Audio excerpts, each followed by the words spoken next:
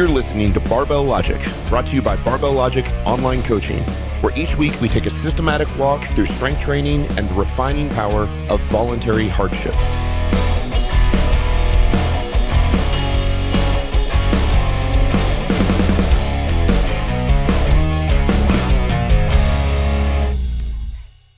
Hello, welcome to the Barbell Logic podcast. Today we're going to talk a little bit more about OKRs, and we're going to jump into how Barbell Logic uses OKRs in their own sort of custom vernacular, the way they describe the terms around it. And so I'll be mostly interviewing Matt today about that process. So hopefully you listened to our podcast last week in relationship to OKRs.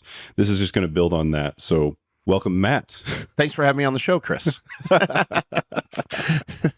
So last time we talked about OKRs, we talked about the principles that are involved. We talked about, the background, the history, all of those things. You've been using OKRs for quite some time now, and you've actually modified some of the things that were a little bit janky about OKRs. And I've run into this problem as well. Terminology is not good, even in the business world where business vernacular is usually accepted. Still very hard for people to get their brain wrapped around the fact that we're talking about two things and three letters. So How did you attack that problem, and talk about how you've applied it at Barbell Logic? Yeah, so the original idea of OKRs actually came out of manufacturing, which my experience is that manufacturing companies, especially big multi-billion-dollar manufacturing companies, are the utter worst at corporate vernacular. Yep. And for those of you who listen to the podcast for years, and especially if you're clients of Barbell Logic, you know that really, let's just be honest for a minute. In almost all of these situations, businesses like ours start out as it's just a very small business. As a matter of fact, there was a day back in late 2015 and early 2016 where what is now Barbell Logic was called Reynolds Strong, and it was my online coaching business. It was a one-man show. That was it, right? And then you bring on other coaches that are friends of yours that you trust, are good coaches, and you go through sort of the good old boys club version of the small business. And honestly, that's where most small businesses, that's as far as they make it. We've been very lucky. We've been blessed. We've worked really hard to move past that. We are we're a full-blown C corporation at this point with, board of directors and officers, CEO, and all that fun stuff. And so over time, it was important for us to be professional, very professional. We've gotten more and more professional, but never corporatey. I hated corporatey vernacular. We've joked before, our listeners will know, I joke with Nikki Sims, who's our VP of HR, I never want her to be Toby from The Office. I want to, as a matter of fact, we'll probably do an episode upcoming about how we approach HR, which is actually, for those interested, we very much follow the Netflix model. Netflix doesn't do HR like everybody else does. And that doesn't mean you have to like Netflix. There's lots of things about Netflix that I'm not a fan of. But the way they do HR is much more refreshing. It's not Toby from The Office. And so in thinking about goals or objectives and key results, like what are our primary things we're trying to accomplish and how are we going to get there? What's the roadmap to reach the objectives? We were using OKRs. We started using them back in, I think, early to mid 2017. We started using those. Read the book, read Andy Grove's book, read Measure What Matters by John Doerr, and then Andy Grove's book. And then those books have made big impacts on, like The Hard Thing About Hard Things by Horowitz. And just, you've got this entire, like I said, family tree that stemmed from that. And the hang up for us was really not in the system, but in the vernacular that was used, in the specific verbiage. What were the specific things that you noticed whenever I always ran into this problem where, I'd read a book, I'd get very excited about it, try to communicate that with the employees. Yeah. And it just didn't hit as hard as it did for me after I just read the book. So what things did you notice that they kind of got hung up on and that you needed to get around? You and I have talked about this before. I do this all the time. You did it too, right? Where I'll read a book and I'll get real excited. And a lot of times I'll write a white paper, and we use, is it Courier? What's the text that looks like, typewriter font? Yeah. Whatever that is, right? I think it's Courier. And literally I'll write like a white paper that looks like it was typed. And I'm like, this is amazing. This is what we're doing. And I can remember being in Colorado on vacation with the family. Actually, I think you were there. I think that was the one that we all were there together on, and just working through the thing and typing it and just going through all this stuff. And so objectives are goals. Objectives and goals are the same thing. And my staff, my leadership team specifically, didn't have too hard of a time making the transition from understanding that the objective is like, what's the thing we're trying to accomplish? Right. That makes sense, right? Yep. The problem actually came with the key results, KR. Like you said, it's called OKR, 3 letters, 2 things. Plus, we're supposed to measure those things via KPIs, which are not included in OKRs, right? So there's actually 3 things we're measuring, but the 3 letters were only 2 words. It became it became very confusing. So I could explain and communicate well what the objective was, but the term key result is actually the output action item. It's not just action. It's not just work. It's not I'm going to spend 30 hours of my 40 hours a week doing this. It's that I'm going to accomplish this. Yep. And so that makes key results make a little more sense. But for us, we just changed that term to actions. But we made sure that they understood that it meant actions that must be completed, actions that it has to lead to output. It's not about busyness. It's not about busy work. It wasn't that. So we changed the term objective to goals. We changed the term key results, 2 letters, to actions, 1 letter, A. And then we changed KPI, 3 letters, to metrics, M. So now I had GAM, goals, actions, and metrics. And I'm thinking to myself, how can I make that, game, gamify, how do I do? And I came up with GAMeplan. And we actually, when we type it, we actually capitalize the letters GAM and then lowercase letters EPLAN, GAMeplan, right? And this is our plan that we put in place yearly, quarterly, and monthly for us. Our company moves very fast, right? So it's quarterly is too long. We do too much stuff every month to just look at things quarterly. Now we do look at things quarterly and we look at things yearly, and we almost never look at things beyond 1 year. We certainly have some ethereal things past that, some things we're trying to do, but we create a system that we call the GAMeplan. And so that starts with, I sit down with leadership, and then we've got a portion of leadership that we call mission control, people like Nikki Sims and Andrew Jackson. And, we've got people on that team that we sit down and we kind of talk through stuff, and I'm taking notes, and then I sit down and really kind of lock myself into a room somewhere and write a rough draft game plan for the year. So at the end of 2020, in the first week of 2021, I announced or launched the 2021 game plan. As a matter of fact, if you want to see the very early version of that, you can go on my Instagram, and I think our 2021 game plan for the company is on my Instagram. I actually took a picture of I've got a little digital notepad that I wrote and put it down. And so here's what we did.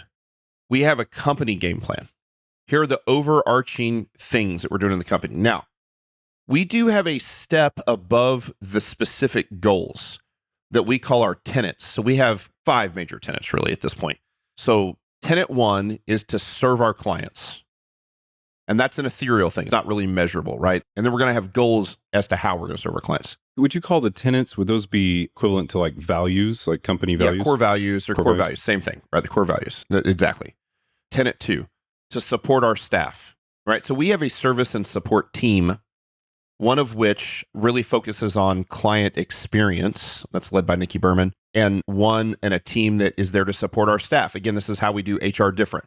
It's not about Toby. It's not about pink slips. It's not about, we're not doing all the different, I won't say trainings that are of the day that you do to make sure that you say all the right things and be PC. And by the way, I'm not necessarily even saying those things are bad. It's just that if you have a high density of professional people, in fact, we don't have to teach each other how to not sexually harass each other.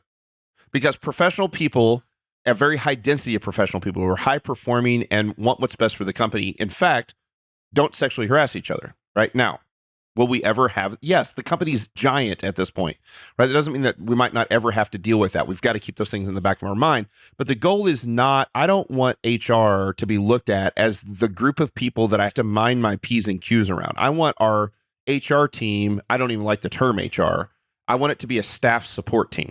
So we have a client support team or a service team, a staff support team, that's number 2. We have a growth team, which is marketing and sales, right? Which is that team.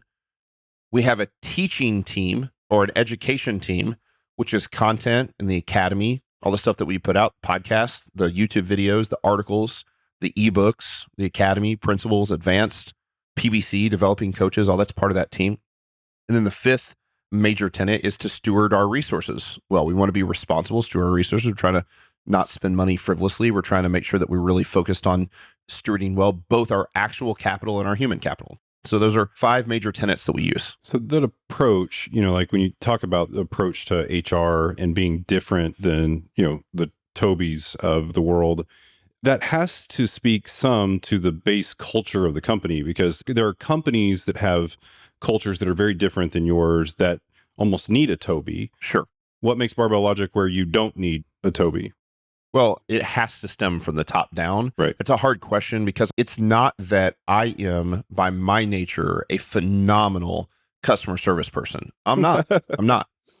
I just value it in business. I want to be treated well when I am a customer of a business, and I understand the difference. And so for us, the online coaching industry is a multi-billion-dollar industry, and most of those businesses that are running an online coaching type business are very impersonal, are not client-centered, don't have very big staffs, right? We can think on one hand how many online coaching businesses have a large staff, like, ones who we would consider competitors in our field or doing something relatively similar to us.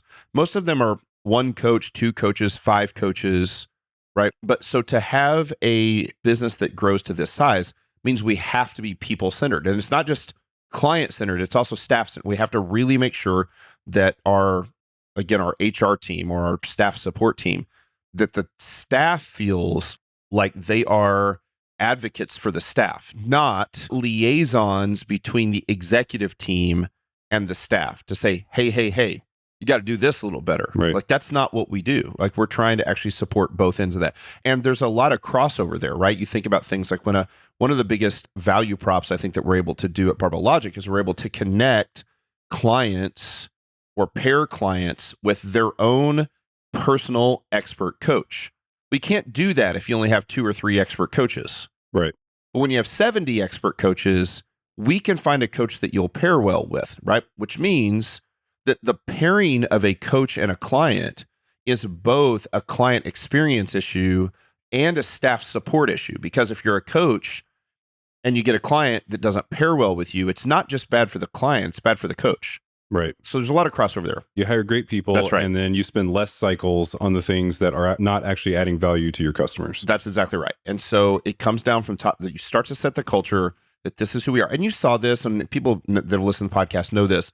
We tried to do this very thing at Strong Gym back when I owned the gym. It was a much smaller business, way less employees. But Strong Gym was a hardcore powerlifting gym that happened to be really super nice and have really great customer service. And I saw that the thing that actually made that business successful as a gym can be, wasn't the style of training that we did. The style of training that we did is what got the results.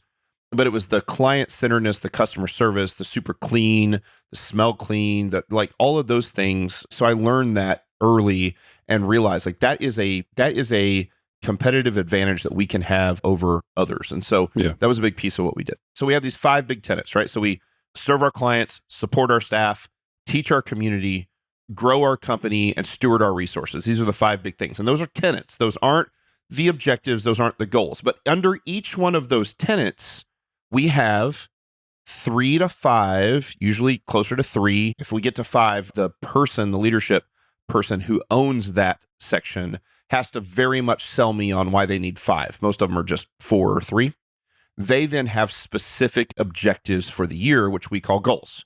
Here are very specific goals for the year, right? And so, the sales game plan or the marketing growth game plan, they've got things like, here's exactly how many corporate accounts we want to close. Here's how many clients we want to close. Here's how many military contracts we want to close. Here's how many affiliate, influencer affiliates. And then under each of those goals are 3 to 5 major action items that make sure that we reach the goal. I'm curious about the goal first, just to dive in on that for a second. A lot of those things, because they have to be measurable, right? And because they have to be really specific, how is your staff determining that a goal is reachable? Is there a source of data that you're capturing that they're sort of always tuned into? How do they know that? So we've got a couple things. So one, we've continued to experience growth over the last 5 years of business. So we've got really good data on where we're at now. And so we can project, if we continue the same line, which is business as usual, then it would be this. Got it. We don't want business as usual. Yep. We want aggressive, but reachable. So we go both, and this is something we actually didn't talk about in the last episode, but that John Doerr in the book is very clear about, is that it must go both top down and bottom up.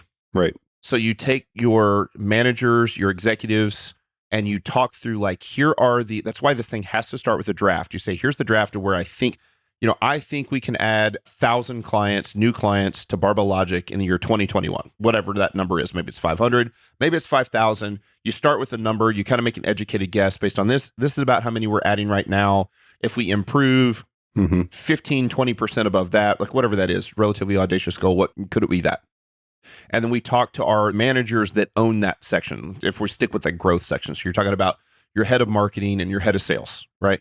You talk to them and they go, I think that's in the wheelhouse, or I think that's a little aggressive here, or maybe a little conservative here. And then they go to their direct reports and their people who are going to direct report to them. And they say, can we do it here? Right. Right. Do we have the leverage to be able, like, can social media bring in this many?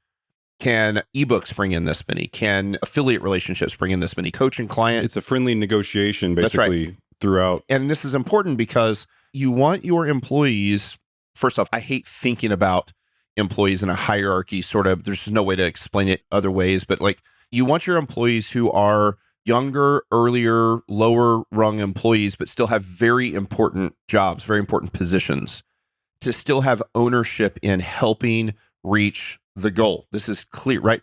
So I'll use an example because I know he would care to be okay. So we have a guy, Dan Schell, who is my executive assistant, but he's so good at what he does that we ended up also making him the content administrator. So he's the guy that set up this call that we're doing right now. He set up the call. He sets up all the calls for the podcast. He schedules the podcast. He schedules the advertising on the podcast. He makes sure he schedules the YouTube videos. He deals with both the videographer who's videoing the videos and the post-production team that's doing the post-production. I mean, it's a lot of stuff, right? Yeah. But Dan needs to have ownership in the impact that the teaching tenet and the teaching goals are going to have ultimately for the company as a whole. Right. So Dan will have his own game plan for content administration. And he will get approval and talk through and brainstorm that game plan with our editor-in-chief, our head of content, which is Nick Solin. And Nick Solin, they'll talk about it, and they'll tweak, and they'll talk and they'll tweak. And then Nick will report the entire content game plan to me or to the executive team, to the leadership team. And we'll say yes, or we'll tweak a few more things. And it kind of goes back and forth, up and down. It happens pretty quick.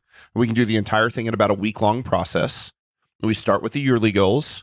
So, okay, here's the yearly goal for 2021. And then what we did is we looked at what's the quarterly goal for Q1. And then we said, what's January? And we look at January, and we look at February, and we look at March. And we say, if we do all this, then we'll reach Q1. Yep. And we start, extrapolating out further down the line. Has to be one of the greatest values that you get out of this is that people that are doing the work on the ground that really, becomes the effort that the whole company is doing, they can tie in why they're doing what they're doing to the overall goal of the company. And they know that if they fail at the thing that they're working on, it's the foundation of a pillar. The company doesn't reach the goal. Right. That's exactly right. It's critical stuff, and it shows them why what they do is important. It's huge. It's huge. Ultimately, like how many people are listening to this right now are working a job that they feel like it's a dead-end job. Let's not even talk about specific listeners to Barbell Logic. It's the Office Space. It's the old movie Office Space, where you're like, he's like, I'd say in any given day, I do about 15 minutes of work, and ultimately you're like, I don't even have any idea how my work supports the business at all. And oh, by the way, 90% of the people out there don't care anyway. Right. They're there for the paycheck. And one of the things I think that this does when you take OKRs, and for us, we turn it into the game plan, is we have a game plan for the company as a whole. We have game plans for all 5 of these major tenets, and all 5 of the major tenets or core values have 3 to 5 primary goals. Again, what you called objectives in the last episode. And in each one of those goals have 3 to 5 action items that must be completed by a specific date, a specific time, and attached to a specific number to make sure that the goal is complete. And so we have a game plan for January. We go through it. And so here's what we do. This works great. Oh, and then by the way, then we attach metrics to each one of those things. So we say like, okay, if we need, we can stick with growth. We're going to put out a nutrition ebook, and the goal is to get 20 nutrition client signups. And here are the action items that we're going to do. We're going to capture an email address. We're going to send them, 4 drip nutrition email, drive them down the funnel, give them freemium products, call to action here, call to action. So you've got this entire process set up. And so you set up this entire system so that you can see if it actually works. Right. And see, here's the thing that gets you into maybe a useful little sidebar for a second about lead measures and lag measures. So frequently inside of companies, people use lag measures, which are measures that look back. That's right. Their financial results at the end of the quarter, for example. But lead measures tell us they are predicting measures. That's right. That are say, we on if pace? we do these, exactly. Yes. If we do these things, we can reasonably predict that we will hit these lag measures. And That's lag right. measures are obviously very useful Sure. to see what you hit. But the lead measures are so much more important because the lead measures are where you live today. Yes. Like, what do I do now to affect the lag measure for the future? So yeah, that's great. And Yes. they're super useful for setting those goals for the future because they tell you, if I send out 100 of these, mailers or whatever, I'm going to get so many back, and that's going to translate to so many new accounts or whatever. And if it's, and if I don't get 100 out the door, maybe I need to do 200. You can slowly refine those numbers so that you get, something predictable. That's right. That's exactly right. So here's what I think, what I'm going to do. I like to transition into. So for our listeners, I'm going to read a chunk of our game plan so you know some specifics. And let me just be clear. I'm going to leave out the numbers, because the numbers are private enough that I don't want it to be about the numbers, but I want them to understand in general. Okay, so we want to serve our clients. That's a tenet, right? Here are the major goals under our client experience or client service piece. We want to have outstanding customer service or constantly improve customer service. That's a major goal. And we have numbers tied to that, right? And then here are the list of actions that we can do at the year level, at the quarter level, at the monthly level to make sure that our customer service continues to get better. If you've ever dealt with Barbell Logic, especially if you don't have a coach, if you're not a current client, and you deal with our client experience team, people like Nikki Berman, you know that our customer service is outstanding. We will never be complacent. We always want to be better at it. I'm not the only person that wants to be better at it. Our lead client experience person, our leadership member of that, will hold themselves to a higher standard than I will, right? We want to create authentic connection with our clients, with their coaches and the community. We want to build our clients' confidence and excitement by helping them accomplish their goals and improve their quality of life. These are the goals. Fourth goal, we want to develop a system for quality control, i.e., how do we know a client is getting excellent coaching? So those are 4 major goals, and there's some numbers attached to those. And then under each of those goals, there's a handful of action items that make sure we reach the goal. Same thing I won't read all these. Same thing for supporting our staff, something that Nikki Sims has put together. We have a goal of authentic company culture of transparency. We have chosen to be a very transparent company. We share as much as we possibly can with our clients or with our staff to make sure that they are in the know of what's going on, right? Another big goal. We want to give our coaches clients and increase their pay over time. So here's something that people don't think about. Most of our coaches, all of our coaches, their pay is directly tied to how many clients they have. How important is it that over time they get more clients and get more pay? That's super important, right? You think about any of your employees, if they lose money, if they lose salary, if they make less money this quarter than they did last quarter, that's one of the most practical things that we have to make sure. So we are constantly looking at pay trends. We want to make sure that the pay trends increase for our staff, right? We want to support Goal 3, we want to support the day-to-day coaching of our staff through the development of a system of online coaching best practices, things like education, quality, and efficiency. Right now, efficiency is an interesting one. It's a one that we'll get pushback sometimes on. We're a service company. What is efficient? You're not a manufacturing company. What does efficiency have to do with it? And the more you think about efficiency, maybe the service goes down. Well, hold on. That could actually be true. But there's a lot of efficiency things like, are you doing this at the same time every day in an undistracted location? That doesn't make you have worse service. That makes you have better service. That's right. Let's do a speed test on your internet. Oh, you're getting 4 megabytes per second. How much is the buy up to 100 megabytes per second? Oh, it's $10. That's an efficiency increase that has no negative impact on service. Things like that, right? Yeah, just really practical things that ultimately That's right. pay off for the customer. And then the last fourth goal for supporting our staff is to create buy-in within the community from our staff. And under each of those we have, and I'm looking at them, each of the action items. So we can do that. We can extrapolate that all the way down. Here's what has really made this take off for Barbell Logic. There were two major steps. Step one, change the vernacular from OKRs to GAMeplan. My staff now understands exactly goals, actions, output that is going to support the goals, and here are the metrics that measure whether it's actually working or not, right? Just like you said, lead and lag both. Right, that's what we're looking at. Yep. Now, here's the second thing that made it work, made it really change. And John Doerr doesn't talk about this as much in Measure What Matters, but Andy Grove talks about it a lot in high output management. It's our one-on-one meetings and reporting processes. And it's taken a while to get it where it needs to be. But here's what we do, and it works really well. I'm just going to share it and be as transparent here as I can. In week 3 of the month, so our actual monthly cycle for reporting actually starts in week 3. So we're in March. On the 3rd week of March, our mission control team, so kind of the leadership of the leadership, will meet, and we have a pretty good meeting where we set the direction for the next month. So of the 3rd week of March, we start to lay out the big picture items that should be on the game plans for April. In week 4, and the following week, we have an all hands meeting with all the employees, not everybody, not all the 1099 coaches and stuff, but everyone who's an employee. At this point, I think we've got 19 employees or something, and like 60 coaches. And a bunch of the employees, most of the employees are coaches as well. We have an all hands meeting with the employees. Every employee will have their own game plan. So 19 or 20 employees somewhere there. And that meeting, it was pretty short. We did it last week because it was last week, February. It was about 40 minutes. It was a 40-minute meeting where mostly I am communicating to all of the employees in an all-hands meeting. Here are the most important things for April. Here's the focus for April. In the first week of April, the leadership team meets with their direct reports one-on-one and develops their game plan for each of these 5 major, whatever you want to call it, buckets in the company, right? And they will report on Wednesday. Today is Tuesday, March 2nd. We're recording this. Tomorrow, my leadership team will report back to me on March 3rd, their March game plans. I turn my camera off, I turn myself on mute, and I listen. Only if I have to do I step in and ask questions. I want to hear, they heard what the important thing was that we need to accomplish for March or April or whatever it was. And now they're going to report back to me. Here's their game plan for that month.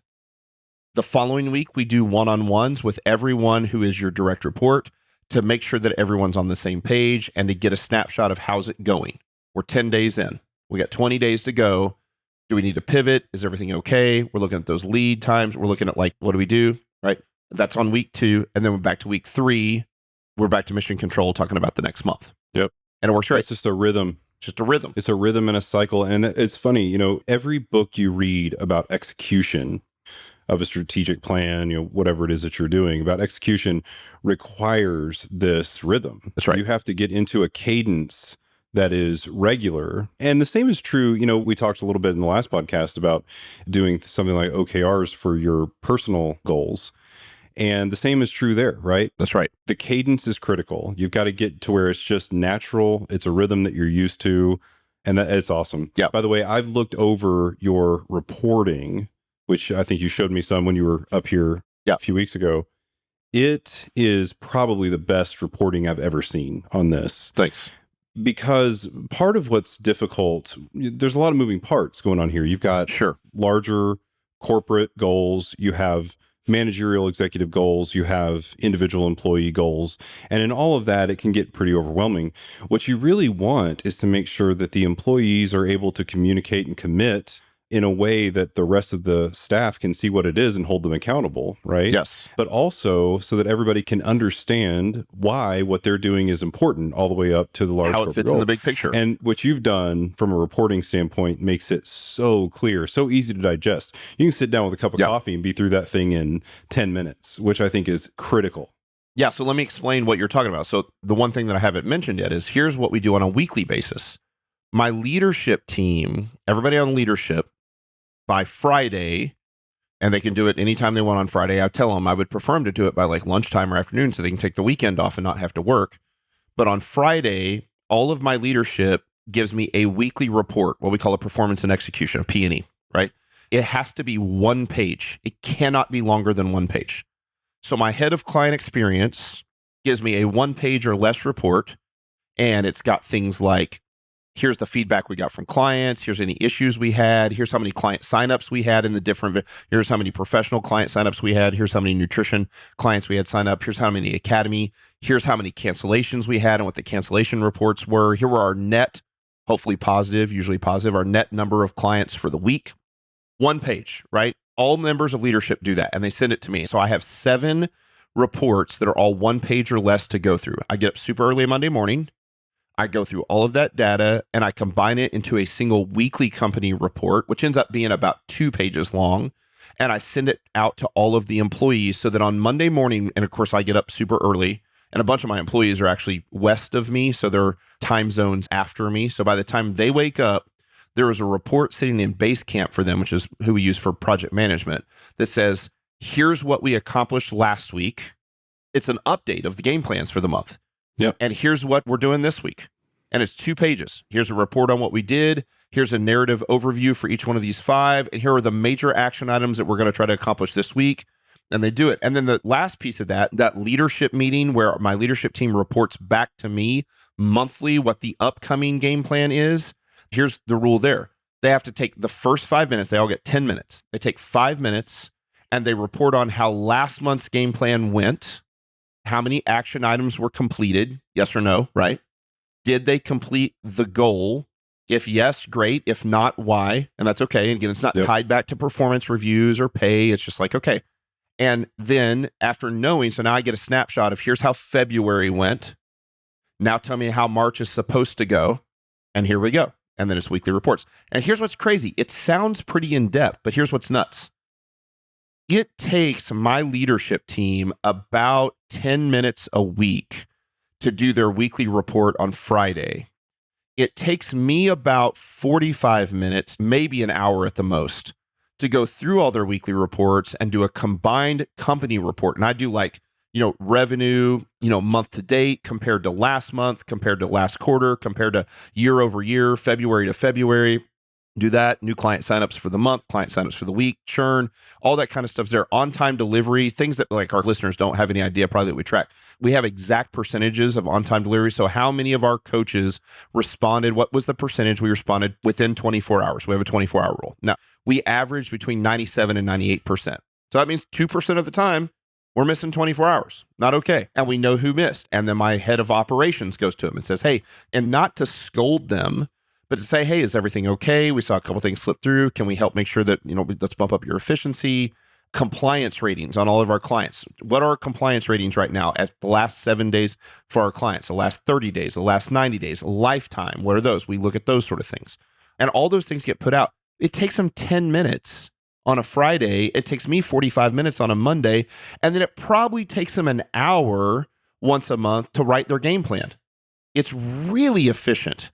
See, I think that's critical. You think about all the advantages, like the weekly rhythm for anybody. I mean, for you, obviously, it's great because you kind of get a good sense of, what information is coming in. Pulse on the company. Yep, that's right. That's awesome. But if I'm an employee in that organization, I absolutely love the fact that each week I get sort of almost like re-energized by, okay, where are we at and where are we trying to get? Yep. Okay, got it. Let's go. Right? That's exactly right. And I think that's amazing. And I think the other element that's really important here, we talked about getting into a cadence.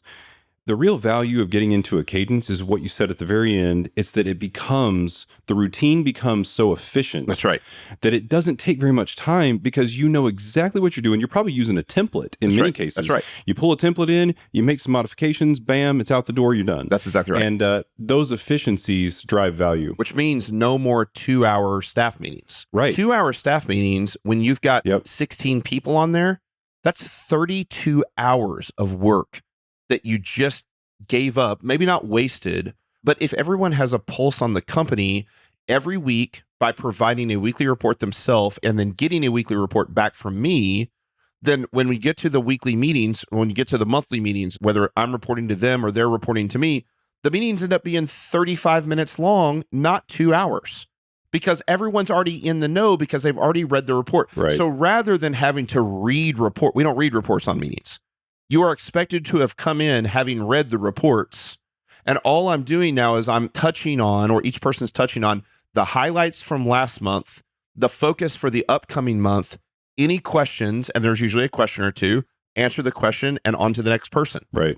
It's just made it so much more efficient. It's beautiful. I remember the first time we actually ran calculations at the company that I founded on the cost of meetings. At that point in time, we were running sometimes 3 and 4 hour meetings, and you figure the number of people that are in there. That's right. And their hourly cost to the company, and it's unbelievable. So Yep. The more efficient you can get this, the greatest thing about that is the excess time, the time that you're not spending in meetings and communicating that stuff, is value creation time for the customer. So all of that ultimately gets felt by the customers. That's right. Which is Now, so good. let me tell you what is valuable meeting time that I found out. This is an Andy Grove thing that I used to not want to do. And the more I do it, the better and better and better it gets. And that's the one-on-one meetings.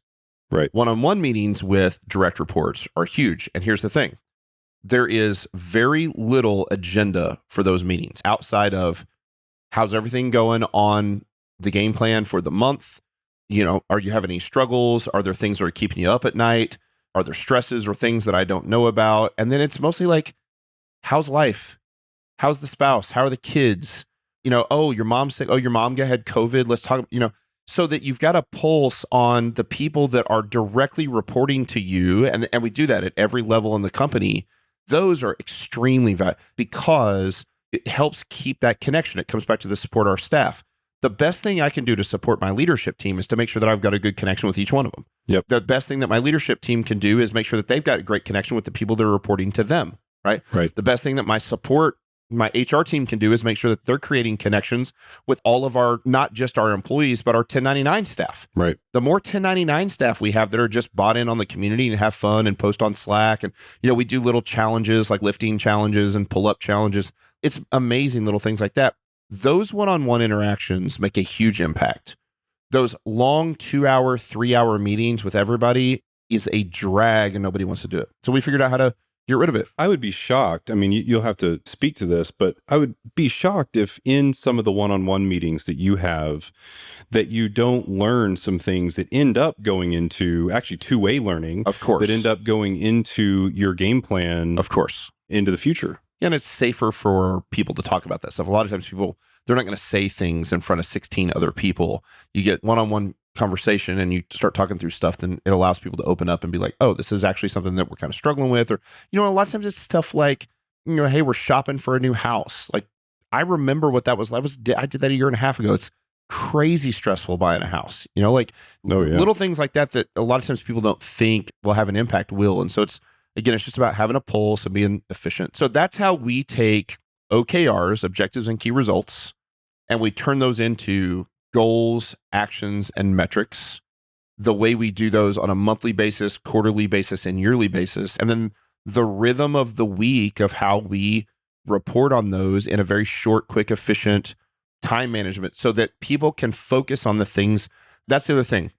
If you identify in these game plans or OKRs, what the most important action items are that we're doing, I want to free up our people to spend as much time as possible doing those things. And the more time they're writing TPS reports, whatever, I don't even know what that is actually, whatever that is, right? And whatever time they're spending doing that or spending in meetings where those things could be happening offline or between 2 people instead of 16, that's time that they can't focus on doing the thing that needs to be done for the output to help serve the company as a whole. So we've used it and it's worked really well in the business. Again, I see tons of carryover here for being able to create those goals for even your own like personal life, fitness life. I want to get through these books. I know you kind of tackled, like, since you've been retired, you read all the time and you kind of do the same thing. You've got goals and here's how many pages I'm going to read today in this book. And you're always kind of reading 2 or 3 books at one time. And you've kind of separate that out and you can really focus on life goals just as you can do it in business as well. That's absolutely true. I mean, like any way you look at it, no matter where you are in your career, in life, you always have some goals you're trying to reach, whether those are more relaxed or whether they're, semi-stressful.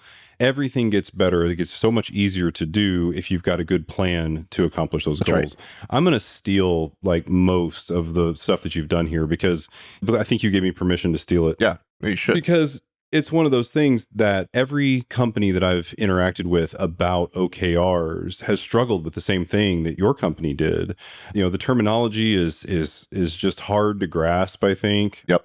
And then the other thing that I think is just so good is I like the way that you did the rhythm of the reporting and the conversations. I think those things are really good.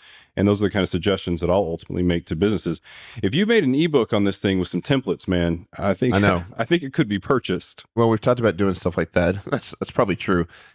Tech businesses move fast. They move fast. Yeah. And if you don't do this well, it will slow you down. There's other books that I've read about this. It's in a tech company where everybody works, and of course, in the world of COVID, no one's working in an office anymore. Right. Everybody's working from home. And so that efficiency has to be built in, because I can't walk down the hall and stick my head in Andrew Jackson's office and be like, hey man, this, or can we sit down and do this? Or even I've thought before about like our graphic design people who are incredible, but like how many times they do an incredible piece of graphic design for us branding, and there's 3 tiny minor changes that need to be made, that if I walked into their office, I could be like, can we change this, this, and this? And I'm going to stand at their desk until it's done and then have them send it back to me. But in an online business, like you have to send it off to them. Can we make this? Right. I don't know what they're doing right now. Maybe they're out at lunch, maybe, and so working in these efficiencies make it so that we can continue to move at the speed of light, which you have to do if you're going to continue to grow a company. Now, I also recognize there are lots of people out there that don't have any desire to move this fast, that don't have any desire to grow like this. For us, it's about, and I want to be clear, I don't want to act like this is 100% altruism and it's all like altruistic. Like we're trying to grow a business and we're trying to make money. It is important, right? But we change the lives of every client we have, and that is freaking amazing. But not only that, we strive incredibly hard to change the lives of every staff member we have. And so the more staff members we have and the more clients we have, the more lives we change. And oh, by the way, the icing on the cake is the business grows and we make more money and we get to do better things and reach more people. Right. And so there's this wonderful cycle to it. And so if that slows down, we reach less people, we change less lives. So ultimately for us, I just want to, we've talked about this in the past. I couldn't care less anymore about being an influencer, being famous on social media. Don't care.